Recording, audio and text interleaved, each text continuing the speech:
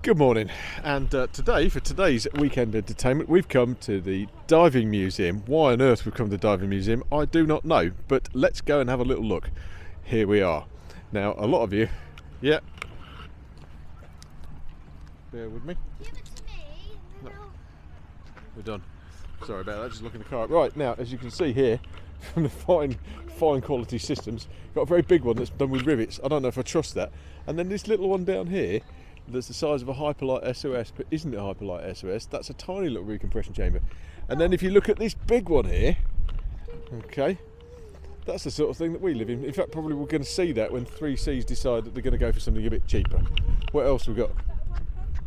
We've got a diving bell there from Subsea 7, but they've nicked it. That's probably gone back to work. And then we've got the bell from HMS Reclaim. Hello. And then we've got over here. We've got like a wet bell. Observation bell in the chamber. Now, last time I was in one of these things, the bloke fell over because a seal ran into his nuts and he thought I kicked him in the nuts. Then we've got this one here, which is a newt suit. And in all my years of diving, I've never known anyone who's been anywhere near one. So I don't think we're going to see too much of those.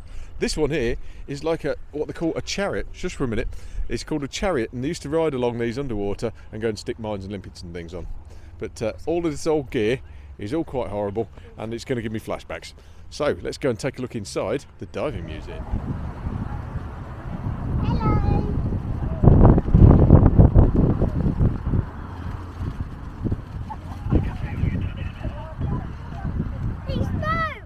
Here we are, welcome back into the actual museum itself. We've just been having a look at this hideous looking one-man pot and looking at some of the famous people like Buster Crabbe and the divers of the Falklands campaign.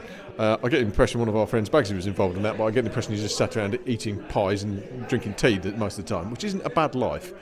But yeah, fascinating. And here we've just found a folder on saturation diving, and the funny thing about this is showing a picture of some blokes in a sat chamber with a pool table. Well, that's what we want now. I'm struggling to get a dartboard out there. This is like looking around the Chamber of Horrors for me, because I've seen tons of this stuff, and clammy death. They've got all kinds of rebreathers and things to sneak up on enemy frogmen on. They've even got divertor masks that I still use to this day. So yeah, it's a bit terrifying in here in a way. Right, what we're looking at here is decompression computers, and this is, according to this, a digital decompression calculator. My wife has just created a hilarious funny about typing the numbers in and it's saying, no, you're not allowed up today. But yeah, this is how they used to work out how you were not going to get the bends and allowed out. But look at that, all fantastic spear guns. Look at those pneumatic ones and elastic ones and one with a reel on. It's all quite terrifying. Look at that. The Inspiration Sports Diving Rebreather, also known as the Desperation or the Asphyxiation, because it killed quite a few people because they started putting trimix into the diluent cylinder. But that's another story for another day. Yeah, sport diving this bit is. This end of the exhibit is all about the Edinburgh's Gold, and there is a fantastic model of some huge size about actually how it happened. Discovered by Keith Jessup a long time ago, and they went and salvaged a bunch of it.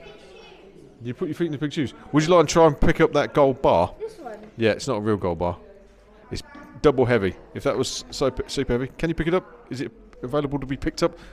Oh, no. Is it made of lead? No, it's all attached. All right. You can pick it up. Go on then. Have a go. It's not gold. It's not gold. Now, this museum seems to be staffed entirely by excellent guides, and all of the exhibits are very, very interactive.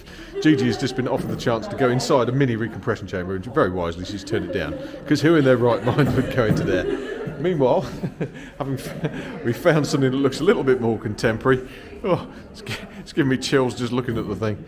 Yeah, anyway, so there's our standby diver, and he's 18, ready to go. And there's our friend in his R-vest. It's not even an R-vest actually, it's a Divex thing. But yes, mixed gas saturation. Who in their right mind?